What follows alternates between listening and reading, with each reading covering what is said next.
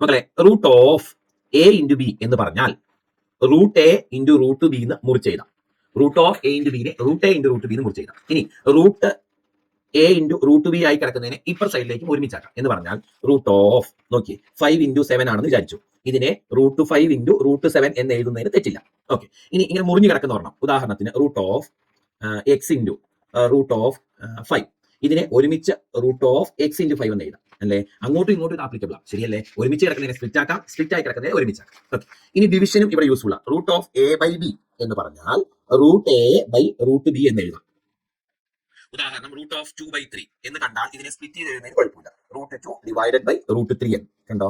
ഈ റൂളുകളൊക്കെ നമുക്ക് ഈ കണക്ക് ചെയ്യുമ്പോൾ മുന്നോട്ട് ആവശ്യമുള്ള കാര്യങ്ങളാണ്. ഇപ്പൊ എല്ലാം കൂടെ പറയുമ്പോൾ നിങ്ങൾക്ക് ചെറിയ ചെറിയ കൺഫ്യൂഷൻസ് ഒക്കെ വരും. സാരമില്ല, നിങ്ങൾക്ക് വൃത്തിയായിട്ട് ഇതൊന്ന് നോട്ട് എഴുതി വെച്ചോ. ഇനി ആപ്ലിക്കേഷൻസ് വരുമ്പോൾ ഞാൻ ഇത് വീണ്ടും പറഞ്ഞോളാം. അപ്പൊ നിങ്ങൾക്ക് ഈ കൺസെപ്റ്റുകളൊക്കെ കുറച്ചുകൂടെ ക്ലിയർ ആയി വന്നോളും. ഒന്നും പേടിക്കേണ്ട. തുടക്കത്തിൽ ഞാനൊന്ന് ഒരുമിച്ച് പറയുന്നേ ഉള്ളൂ.